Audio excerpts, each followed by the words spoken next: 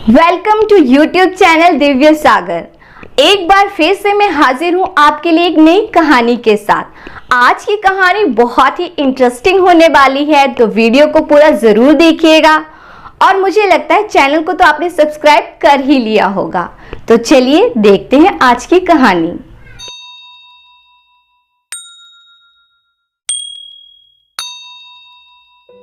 बहुत समय पहले एक राजा और रानी एक पर्वतीय क्षेत्र में रहते थे। उनकी बेटी यानी राजकुमारी बहुत ही सुंदर थी। जब उसका जन्म हुआ था तब माता पिता ने उसका भविष्य जानने के लिए राज ज्योतिषी से सलाह ली थी। राज ज्योतिषी ने बताया था कि राजकुमारी भाग्यशाली है, और ऐसा ही हुआ भी। जब वे युवा होने लगी तो बहुत ही सुंदर दिखने लगी। जब वे अपने होठ खोलती तो उसके अधरों से मोती गिरते, और जब वे चलती तो उसके पैरों के दोनों तरफ बहुमूल्य रत्न बिखरने लगते। इतना ही नहीं, उसके युवा होने तक उसके पिता उस क्षेत्र के सबसे धनवान और संपन्न राजा बन गए। राजकुमारी का एक और विशेष गुण यह था कि वह सोने की एक माला धारण किए रहती थी, जो जन्म से ही उसके गले में थी। जब उसके बारे में माता पिता ने राज ज्योतिषी से पूछा था तो उन्होंने बताया था यही माला इसका जीवन है। इस हार को इसके गले से कभी ना उतारना और इसकी रक्षा करना। तब रानी ने राजकुमारी बेटी को बताया कि वह इस हार को कभी भी अपने गले से ना उतारे और सदा ही गले में पहने रखे। राजकुमारी के युवा होने पर उसके जन्मदिन पर राजा ने उसके लिए सोने की चप्पलें उपहार में दी। राजकुमारी ने पिता को धन्यवाद दिया और अपनी सेविकाओं के साथ वही चप्पलें पहनकर अब वे पहाड़ों में घूमने फिरने जाती। इससे उसके नाजुक पैरों की सुंदरता और भी बढ़ जाती। एक दिन राजकुमारी अपनी सेविकाओं के साथ पहाड़ पर बने महल के आसपास जंगली फूल चुन रही थी कि उसका पैर फिसल गया। उसके पैर की एक चप्पल बहुत गहराई में नीचे खाई में गिर गई। राजकुमारी ने अपने परिचारकों को ढूंढने के लिए भेजा। कुछ समय बाद वे लौट आए, मगर उनको वे सोने की चप्पल ना मिल पाई। जब राजा को यह सूचना मिली तो उन्होंने घोषणा की कि जो भी इस चप्पल को ढूंढ कर लाएगा उसे अच्छा खासा इनाम मिलेगा। राजकुमारी के एक पैर की चप्पल ढूंढने की बहुत कोशिश हुई, मगर कोई ढूंढ ना पाया। कुछ समय बाद समतल प्रदेश का एक युवा राजकुमार उन पहाड़ों से गुजर रहा था कि उसे जंगल के बीच राजकुमारी की वे चमकती हुई चप्पल मिल गई। उसने ये चप्पल उठाई और अपने महल में पहुंचकर अपनी माँ को दिखाई। माँ ने कहा, बेटा, यह अवश्य ही किसी सुंदर राजकुमारी की चप्पल है। यदि ये चप्पल इतनी सुंदर है तो वे राजकुमारी कितनी सुंदर होगी जो इसे पहनती थी। उन्होंने सभी दिशाओं में अपने दूत भेजे यह पता लगवाने के लिए कि यह खोई हुई चप्पल किसकी होगी। कई दिनों तक कहीं से कोई सूचना प्राप्त ना हुई, लेकिन कुछ दिनों बाद राजा के दरबार में कुछ यात्रियों ने सूचना दी कि बहुत दूर के एक पहाड़ी प्रदेश में एक राजा रहता है जिसकी बेटी की एक सोने की चप्पल गिर गई थी। राजा और रानी और कुछ सलाहकारों ने कहा कि यह चप्पल निश्चित ही उस राजा की बेटी की है। रानी ने अपने बेटे से कहा, बेटा, अब तो ये निश्चित है कि यह सोने की चप्पल दूर के उस पहाड़ी राजा की पुत्री की है, इसलिए तुम उसके महल तक ये चप्पल लेकर चले जाओ। यदि वे तुम्हें सोना चांदी या धन इनाम के तौर पर दें तो स्वीकार नहीं करना, बल्कि उनकी बेटी का हाथ मांगना। राजकुमार ने वैसे ही किया जैसा उसकी माता ने कहा। कई दिनों की बहुत लंबी यात्रा तय करने के बाद वह पहाड़ी क्षेत्र के डूंगर प्रदेश पहुंचा। वह राजा से मिला और कहा, मुझे आपकी बेटी की यह चप्पल मिल गई है, वही लौटाने आया हूँ। राजा बहुत प्रसन्न हुए और पूछा, आपको क्या इनाम चाहिए? मैं आपको घोड़े दूं, चांदी दूं, सोना दूं, क्या दूं? मुझे इनाम में कुछ भी नहीं चाहिए। मैं मैदानी क्षेत्र से आया हूँ। यहाँ से दूर एक समतल प्रदेश के राजा मेरे पिता हैं। मैं उन्हीं का पुत्र हूँ। मैं कुछ महीनों पहले यात्रा कर रहा था और जब इस सुंदर पहाड़ी क्षेत्र में आया तो मुझे ये चप्पल मिली।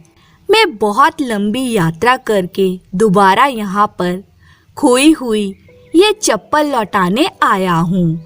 आप मुझे घोड़े इत्यादि देंगे तो मैं वह स्वीकार नहीं करूँगा, परंतु यदि आप मान जाएं तो मैं आपकी पुत्री का हाथ मांगना चाहूँगा। यदि आप मेरा उसके साथ विवाह करने की अनुमति दें तो वह मेरे लिए सबसे बड़ा उपहार होगा। राजा बोला, यह मेरे हाथ में नहीं है। मैंने प्रतिज्ञा ली है कि मैं अपनी पुत्री का विवाह उसकी मर्जी के खिलाफ नहीं करूँगा। यदि उसे कोई आपत्ति ना हो और वह आपको पसंद करे तो मुझे भी कोई आपत्ति नहीं होगी। जब राजकुमार पहाड़ी पर बने महल के अंदर आ रहा था तब राजकुमारी ने उसे देखा था। वह पिता के पास गई और जब उसने देखा कि उसकी खोई हुई चप्पल भी मिल गई है और राजकुमार वही लौटाने आया था तो उसने शादी के लिए हाँ कर दी। दोनों का विवाह बहुत ही धूमधाम से हुआ। कुछ दिनों बाद राजकुमार ने राजा से कहा कि वह अब अपनी पत्नी के साथ अपने प्रदेश में वापस जाना चाहेगा। राजा और रानी ने उसे अनुमति दे दी और राजा ने कहा, यह हमारी आंखों का तारा है, इसका ध्यान रखना, और यह जो इसके गले में सोने का हार है इसे कभी ना उतरने देना, क्योंकि इसी में इसकी जान है। राजा, रानी और दरबारियों ने उन्हें कई उपहारों के साथ धन, हाथी घोड़े, सोने चांदी के साथ विदा किया। जब समतल प्रदेश के बूढ़े राजा और रानी ने अपने बेटे को एक बहुत ही सुंदर बहू के साथ आते हुए देखा तो उनकी खुशी का ठिकाना ना रहा। इसी खुशी के माहौल में राजकुमारी अपने पति के साथ रहने लगी, मगर वहाँ एक समस्या यह थी कि राजकुमार का किसी अन्य से पहले विवाह हो चुका था, जो एक साधारण सी लड़की थी, और राजा रानी उसे ज्यादा पसंद नहीं करते थे। पर्वतीय बहू के आने से राजा तथा रानी बहुत ही प्रसन्न हुए और संतुष्ट भी कि उनके पुत्र को एक अच्छी पत्नी मिल गई है।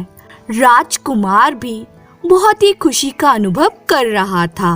पहली पत्नी, जो कि एक साधारण रानी थी, नई रानी को देखकर ईर्ष्या करने लगी और नई रानी को अपने से सुंदर देखकर उसके खिलाफ षड्यंत्र रचने लगी। राजकुमार के बूढ़े पिता और माता यह देखकर चिंता में पड़ गए कि पुरानी बहू नई बहू का कोई अहित ना करे। इसीलिए उन्होंने नई बहू, जिसका नाम सुधा था, अपने पास बुलाया और कहा कि उसे पुरानी बहू से होशियार रहना चाहिए। मगर सुधा ने कहा, वह तो मेरी बहन जैसी ही है, मुझे उससे क्या डर, मैं उसे प्यार करती हूँ, इसलिए वह भी मुझे प्यार करती होगी। राजा रानी सुधा के विचार सुनकर और भी प्रसन्न हो गए, मगर वे पुरानी बहू के स्वभाव से परिचित थे। कुछ महीनों तक सब ठीक ठाक चलता रहा, मगर एक दिन अचानक राजकुमार को दूर देश की यात्रा के लिए जाना पड़ा। वह सुधा को साथ नहीं ले जा सकता था, इसलिए उसने अपने माता पिता से कहा कि उसकी पत्नी का ध्यान रखें और देखते रहें कि पुरानी बहू कोई शरारत ना करे। राजकुमार के जाने के बाद पहली बहू नई बहू सुधा के कमरे में गई और बोली, हमारे पति छोटे राजा हैं, तो इसलिए दूर देश की यात्रा पर गए हैं। वह तो तुम्हारे पास ही ज्यादा समय बिताते थे। तुम सुंदर हो और पहाड़ी प्रदेश की राजकुमारी हो। वे तुम्हें बहुत प्यार करते हैं। हम दोनों तो बहनें जैसी हैं, इसलिए हमें आपस में मिलकर रहना चाहिए। मैं तुम्हारे पास आती रहूंगी, तुम भी मेरे पास आती रहना। इस पर सुधा ने कहा कि उसे उससे मिलना अच्छा लगेगा और वह उसे अपने गहने और कीमती चीजें दिखाने लगी जो वह अपने पिता के यहाँ से लाई थी। तभी पुरानी बहू ने कहा, मगर यह क्या, तुम ये सोने की माला सदा ही पहने रहती हो। वह बोली, ये माला मेरी रक्षक है, मेरा जीवन है, इसीलिए सोने के दानों से बना यह हार मैं सदा ही पहने रखती हूँ। जब पुरानी बहू ने यह सुना तो वे मन ही मन बहुत प्रसन्न हुई और सोचने लगी कि कैसे इस हार को चुरा ले। स्वयं तो चुरा नहीं सकती थी, इसलिए अपने कमरे में पहुंचकर उसने अपनी विश्वसनीय सेविका को बुलाया और उससे कहा, आज रात तुम किसी भी तरह सुधा के कमरे में चली जाना और उसके गले से उसका हार जो वे सदा पहने रहती है उतार लाना। फिर उस हार को अपने गले में पहनना। जैसे ही वे हार सुधा के गले से उतरेगा वैसे ही वे प्राणहीन हो जाएगी। सेविका ने अपनी स्वामिनी के आदेश का पालन किया। वे रात को नई बहू के कमरे में गई। जब नई बहू सुधा गहरी नींद में सो रही थी तब उसने उसके गले से वह हार उतारा और अपने गले में डाल लिया। हार के निकल जाने के साथ ही सुधा के शरीर से प्राण भी निकल गए। अगली सुबह बूढ़े राजा और रानी अपनी प्यारी बहू को देखने उसके कमरे की तरफ गए। उन्होंने देर तक दरवाजा खटखटाया मगर किसी ने दरवाजा नहीं खोला। फिर उन्होंने अंदर जाकर देखा तो सुधा को लेटे हुए पाया। उसका शरीर ठंडा पड़ा था, चेहरे का रंग सफेद था, न जीवित न मरी हुई परंतु बेसुध सी पड़ी हुई थी। उन्होंने दरवाजे के बाहर सोए हुए परिचारकों से पूछा कि क्या उन्होंने किसी को यहाँ आते देखा और क्या वे रात को बीमार तो नहीं हो गई थी। उन्होंने कहा, ना तो कोई आया है और ना ही बहू बीमार सी दिख रही थी। उन्होंने उसी समय राजवैद्य को बुलवाया मगर उसने कहा कि बहू के शरीर में प्राण ही नहीं है, वह मृत है। राजा और रानी अत्यंत दुखी हुए। वे दोनों शोक में डूब गए और उन्होंने राजकुमार के आने तक मृत शरीर को राजमहल के पास ही एक मंडप में रखवा लिया ताकि राजकुमार के आने पर संस्कार आदि करवा सकें। उन्हें अब राजकुमार के आने की प्रतीक्षा थी कि कहीं शरीर सड़ न जाए, परंतु ताज्जुब था कि शरीर में कोई भी परिवर्तन नहीं हुआ, न किसी प्रकार का क्षय। इसलिए राजा और रानी हर रोज मंडप के पास जाते और अपनी प्यारी बहू का शांत चेहरा देख आते। कुछ दिनों बाद राजकुमार लौट आया। उसे मंडप के पास ले जाया गया। सुधा का चेहरा वैसे ही सुंदर था जैसे पहले था। चेहरे पर वही लाली, लगता था कि जैसे वो सोई हुई हो। टूटे हुए दिल से राजकुमार अपनी सुंदर पत्नी को देखता रहा। उसको देखकर लगता था कि कहीं पत्नी के शोक में वे मर न जाए। वे अपने भाग्य को कोस रहा था कि क्यों उसे दूर प्रदेश की यात्रा पर जाना पड़ा। न वे जाता, न वे इसके अंतिम क्षणों में इससे दूर होता। वे पूरा दिन मंडप के सामने विलाप करता रहा। संध्या के समय उसे महल की ओर ले जाया गया, तब भी वे जाने से इनकार करता रहा और अपनी पत्नी की ओर देखते हुए कहने लगा, शायद ये तुम्हारे अंतिम दर्शन है, न जाने कल मैं रहूं ना रहूं। मेरी प्यारी पत्नी, मेरी सुधा। बूढ़े राजा और रानी को लगा शायद उनका बेटा राजकुमार पागल ना हो जाए या उसकी भी मृत्यु ना हो जाए, इसलिए उन्होंने उसे दूसरे दिन मंडप की ओर जाने से रोक दिया। जिस सेविका ने सुधा के गले से हार उतारा था और अपने गले में पहना था, वे शाम को सोते समय वे हार उतार देती और अगली सुबह फिर पहन लेती। जब शाम के समय वे सोने का हार उतारती थी, उस समय सुधा के शरीर में प्राण शक्ति जाग जाती, वे जीवित हो जाती।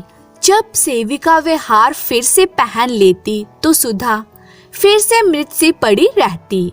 परंतु ये बात कोई जान न सका, क्योंकि राजा और रानी दिन में आते और फिर चले जाते। वे समझ नहीं पाते कि क्या करें। यह उनकी प्यारी बहू का क्या हाल हो गया। बेटे को कैसे संभालें, संस्कार करवाएं या नहीं, वे बूढ़े राजा रानी कोई निर्णय नहीं ले पा रहे थे। जब सुधा पहली बार रात के समय जागी, वह पहले तो डर गई, मगर फिर समझ गई कि उसके गले का हार चुराया गया है। उसने सोचा कि वह सुबह होते ही महल में घुस जाएगी और अपना खोया हुआ हार ढूंढकर पहन लेगी, मगर वे सुबह कभी न आई, क्योंकि सूर्य की पहली किरण फूटते ही सेविका हार पहन लेती थी। सुधा रात को सामने के पोखर से पानी पीती थी और फिर अपनी जगह पर लौटकर सुबह का इंतजार करती। न कोई भोजन, न कुछ खाने को, परंतु जब वे पोखर की तरफ जाती तो चलते समय अपने आप पहले की ही तरह रतन जवाहर बिखरते। पगलाया सा राजकुमार जब अगले दिन मंडप के पास गया तो उसने मंडप के सामने से पोखर की तरफ कुछ कीमती मणियां देखी तो अचंभे में पड़ गया। उसे लगा कि हो न हो उसकी पत्नी सुधा के शरीर में अभी भी प्राण शक्ति का कोई अंश बचा है। वे सारा दिन देखता रहा कि उसके पत्नी का बेसुध पड़ा शरीर कोई हरकत करे, मगर ऐसा कुछ ना हुआ, क्योंकि वे रात को ही जागती थी। निराश होकर वे वापस महल में चला गया। वे अगले दिन मंडप की ओर नहीं गया और सारा दिन उदासी में काटा। महल के लोगों को लग रहा था कि शायद वह भी अब ज्यादा दिन नहीं जिएगा, क्योंकि उसने खाना पीना भी छोड़ दिया था। शाम के समय भी वे उदास था, मगर सोच रहा था कि रतन और जवाहर मंडप के आसपास कैसे आए होंगे। वे उठकर मंडप की ओर चला गया। वहां बैठा तो क्या देखता है कि कोई स्त्री मंडप से निकलकर पोखर की तरफ जाने लगी है। पहले तो उसे लगा कि कोई परी होगी, मगर फिर उसने अपनी पत्नी को दूर से ही पहचान लिया। जिस ओर से सुधा पोखर की तरफ गई, उसी तरफ रास्ते पर कीमती मणियां बिखरने लगी। उसे ताज्जुब हो रहा था, लगता था जैसे कोई सपना देख रहा हो। जब सुधा ने किसी के चलने की आवाज सुनी तो वह डर गई। अंधेरे में कुछ भी साफ साफ दिखाई नहीं दे रहा था। फिर राजकुमार ने पुकारा, सुधा, मैं तुम्हारा पति हूँ। सुधा ने आवाज पहचानी और मंडप के पास आई, जहाँ दीप जल रहा था। दोनों ने एक दूसरे को देखा। सुधा ने कहा, नहीं, आप सपना नहीं देख रहे हो। इस समय मैं जीवित हूँ, मैं ही आपकी सुधा हूँ, मगर दिन में मैं मर जाती हूँ। आपके जाने के बाद किसी ने मेरा जीवन हार चुरा लिया। राजकुमार ने उसके गले की तरफ देखा तो वहाँ वे हार था ही नहीं, जिसके सुधा के माता पिता ने रक्षा करने को कहा था। वे वहीं मंडप पर उसके साथ बैठा रहा और कहा, तुम चिंता मत करो, मैं वो हार ढूंढकर कल तुम्हारे पास लाऊंगा। मैं पूरे महल की तलाशी लूंगा। वह सारी रात वहां बैठा रहा और सुबह होने से पहले महल में वापस आ गया। महल में पहुंचते ही राजकुमार ने सभी नौकरों और परिचारकों आदि को बुलवाया। सारे उसके सामने पेश हुए। जैसे ही उसने सेविका के गले में सुधा का जीवन हार देखा, वैसे ही उसने रक्षकों से कहा कि वे सेविका को कारागार में डाल दें। सेविका डर गई और उसने सब कुछ बताया। उसे यह चोरी करने के लिए आदेश दिया था। यह सब सुनने के बाद राजकुमार ने पहली बहू को भी जीवन भर के लिए कारागार में डालने का आदेश दिया। सेविका और उसकी स्वामिनी दोनों को कारागार में भिजवाने के बाद राजकुमार अपने बूढ़े माता पिता के साथ हार लेकर मंडप की ओर गया। सुधा के गले में सोने का हार पहनाते ही उसकी प्राण शक्ति लौट आई और खुशी खुशी सभी महल की ओर लौट आए। बूढ़े राजा और रानी की आंखों में नई चमक लौट आई कि उनके बेटे का उजड़ा संसार फिर से बस गया। ये खबर पूरे राज्य में फैल गई। चारों तरफ खुशियां मनाई जाने लगी।